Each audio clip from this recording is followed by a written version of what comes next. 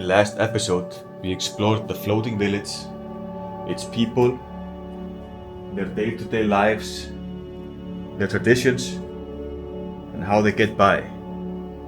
Today we go further and we explore the great river, the great lake that these people live on. Come with us and let's learn about the mysteries, the history, and everything in between about this great lake, river here in Cambodia.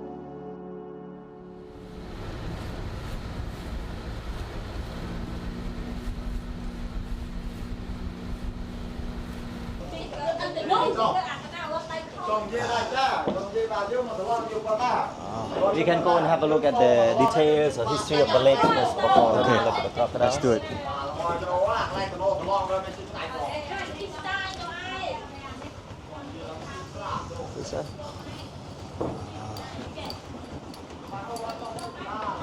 They are working by the wind. It's not really. When we take a look at the whole lake, this is the shape of the lake itself. It looks a bit like flat fish, right? That kind of carp, right? Carp. Yeah. But this is just the side pictures of it in the dry season, but in rainy season,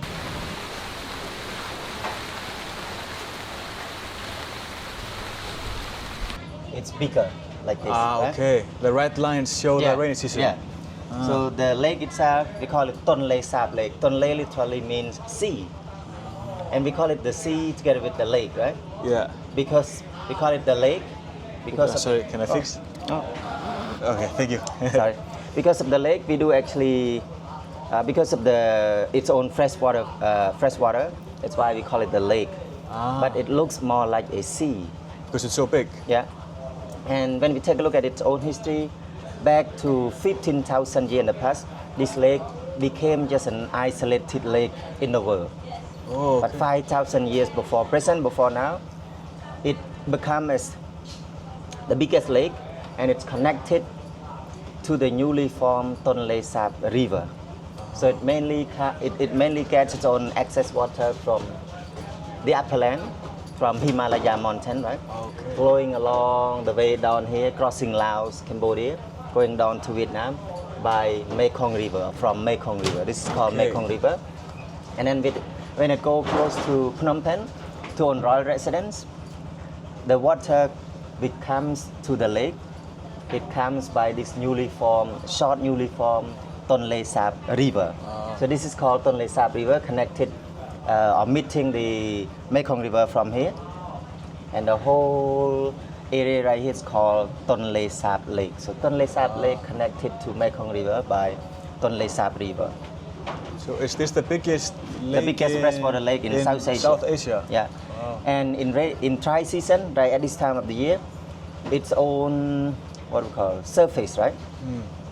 It is about 2,700 square kilometers. Wow. But in rainy season, it triples its own size, going close to 12,000 square Wow, kilometers. Okay, so it triples. Yeah, so it's bigger, and it's surrounded by 5 main provinces. We do have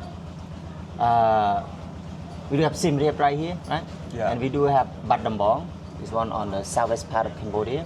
We have Posat on another part of close to Bat Dambong, and we do actually have Kampong Chnang right here, going directly to Phnom Penh to the south. And we do have one more province, Kampong Thom, on the northeast part of Cambodia. So it's surrounded by these 5 provinces. And there are hundreds floating villages from the 5 main provinces. And these 5 main provinces depend mainly on fishing. Most of them are fishermen, and they go and catch the fish from here, and they can actually support to all of those upper provinces across the country. Right?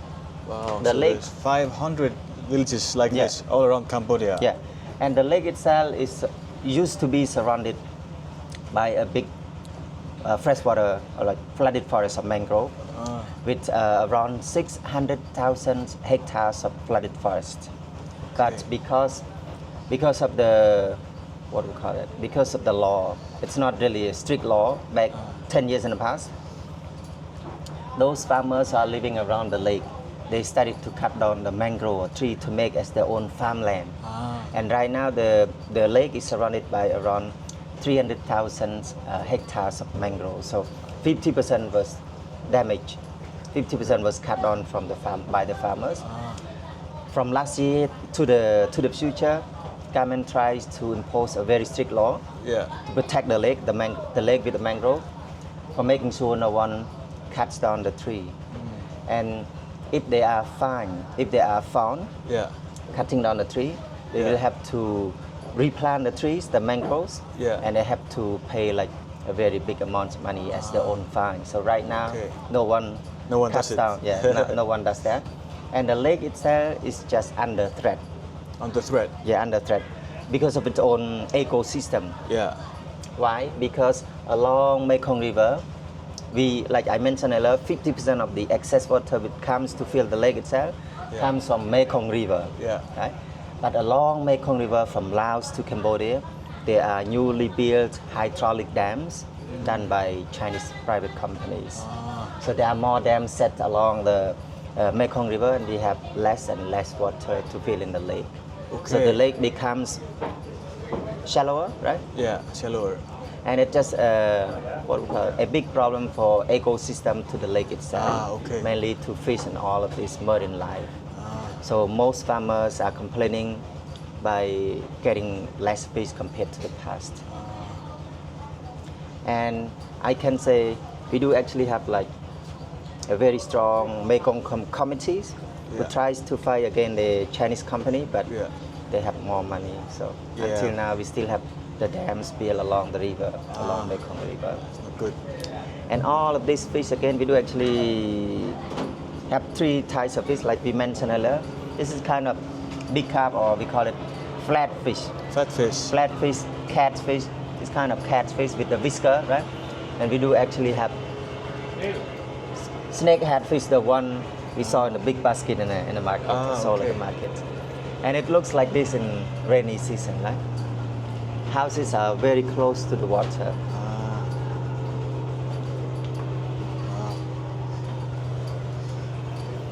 And this is the main reason. This is the main reason, the main source for Anglo people. Back in the Anglo time. Yeah. That's why we do actually have more big temples, a major temple built in this province, in Siem Reap province. Siem Reap is the main place for those main temples built by own Khmer kings, great Khmer kings, just because it is so close to this lake. To the food source. To the food source, they could come and fish, they could come and do their own agriculture, right? So this was the richest area Yeah. in the old days. Yeah, in the old days. And you had what, 10 kings here, or you had one big king, or You mean right now? no? In the Angkor, In the Anglo time, we have almost hundreds. 100 kings. Yeah. Wow, okay. But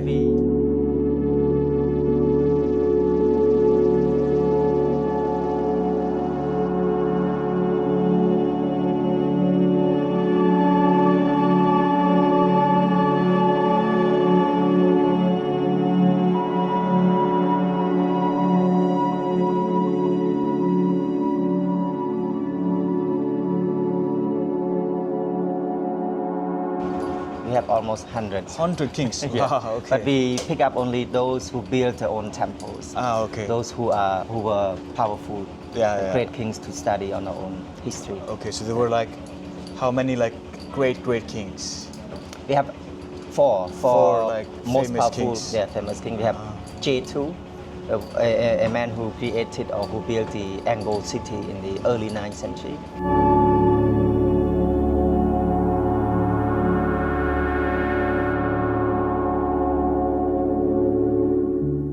And we have the last number 4 powerful king. It's called Jayavarman VII or J7, a man who built Tomb Raider temple, Taprom.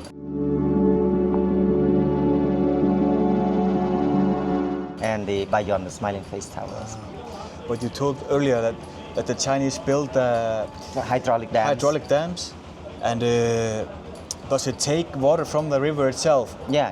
And it kills wildlife in the area. Yeah, in the Tonlay Sab Lake. I mean, when there is less water Yeah. to fill in the lake, there are less fish as well. Okay, that's not good. Yeah, it's not good at all. It becomes shallow right now. So in the peak rainy season, water, I can say the water level in the rainy season, it comes between 8 to 10 meters deep. Oh, But right now, it's almost 1.5 to 2 meters deep right here in the lake. yeah, right now in Right the dry now, season. In the dry season. And all of these floating villages, they have to come from the community, go in further and further in dry season. But Okay. in rainy season, because of the whales, big whales, they will have to go back to the community, living close to the mangroves. Because of the waves. Yeah, because of the whales. Okay. And you can see almost every floating restaurant, you can see all of those wooden poles put inside the mud. Huh? Yeah, what is these wooden poles here? It is used as a kind of anchor. Anchor. Connected, you can see the rope is tied from here, from the floating restaurant, to the anchor right there, to the wooden okay, poles. so that restaurant here is tied to, Yeah. to this thing here Yeah, to keep it in place. yeah. Wow. And then they have to move it back to the community in the rainy season. So they move the whole restaurant also? The whole restaurant, yeah. Wow, This okay. is just the floating restaurant supported by plastic tanks underneath. How do they take it back? They normally come with a few of those big boats Yeah. and they try along and go back. Wow, okay, so they actually have big boats to move the restaurants Yeah, back and forth Yeah. depending on the season. yeah. Wow, that's impressive. That must be hard work to Yeah, do. it must be hard work. You Yeah. can go and have a look at a few domestic crocodile raised Okay. by the people right here. Have some crocodile pets. In my country they have cat and dog pet. Here they Yeah. have crocodile. Yeah, you can see those tanks, right? Yeah. Used for the floating restaurant. So these tanks here Yeah, keep the thing afloat. yeah. Careful, sir. See. Here we have the crocodile. Where are they Can you right see? now? There's I didn't- one here, Oh yeah, like one sleeping here. a few like around like 3 to 5 years old. The other side. Let's see here. See a couple of ones here. Make sure the cage is not broken. Yeah. And it's just very strange right here. Most of you keep asking, why do they have to raise the crocodiles by here, right? Yeah. It's somehow it's the show to the tourists, Yeah. and it's mainly for selling Selling. to China mainly Ah, for the leather, for the meat. the meat. Yeah, like the crocodile leather products Yeah. are imported from China mainly. But so they buy that for the shoes and yeah, clothes yeah. and. But most crocodiles are exported to China from Cambodia. Are there many wild crocodiles here in the river? We do actually have, I think there are a few right here, but Yeah. we do wild crocodiles, we call them mountain crocodiles. Mountain crocodiles. We do have like around from 300 to 500 mountain crocodiles in our own country. A few are living on northeast part of the country along Dong Rek mountain range. A few more are living on the south on Cardamom mountain range. So they Are are they like bigger or? bigger. Bigger, yeah. Yeah, they can live in the water, they can live in the jungle. So you have 500 of them. Yeah, around 3 to 500 crocodiles. Are they? Yeah, they're like a big type, not like these small ones. Yeah, a big ones. But these are just like young ones. Yeah, right? like these young crocodiles. Do we have a few big ones right here? So they sell crocodile meat in restaurant here also. Or? Yeah. Yeah. I tried crocodile meat also. I How think is it's it? tasty. It's like chicken, I think, with a little bit fish taste. They must have sold all of those 15 years old crocodiles. So we do have just small ones right here. But the crocodiles, they can really old, right? They can get 100 years even. Yeah. But back in the past, this lake, in this lake, there were hundreds, thousands of crocodiles, 100,000 wild crocodiles. Wow. Like you will see at Bayon, Bayon. the carvings on the Bayon bas relief.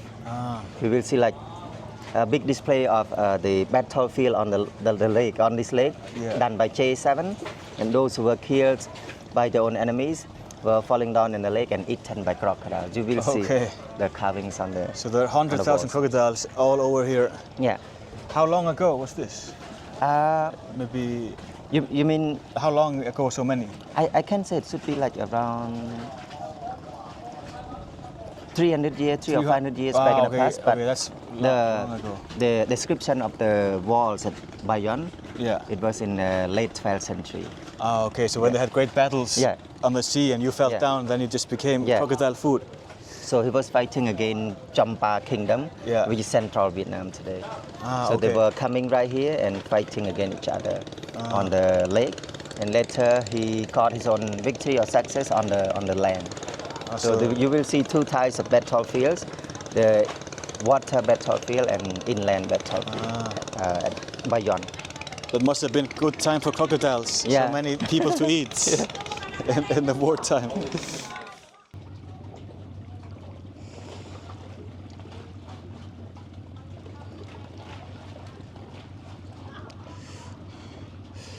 So looking at this lake here, you would think that this is an ocean. Look how big it is.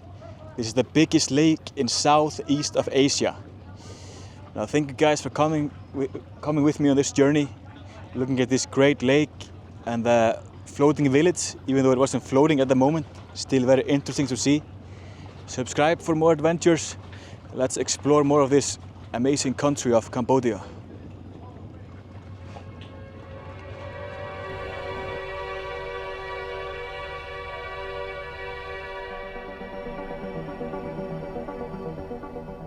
So out here you can see the light bulb, Yeah, and you see the mark there yeah, with the dirt there. yeah, That's the water in the rainy season. yeah, in the rainy Yeah, it goes all the way up there. season. Yeah, So maybe in October Yeah. it will rise again, you say? September and October. October. Yeah, Here you can see like a sign yeah. of how high the water can get.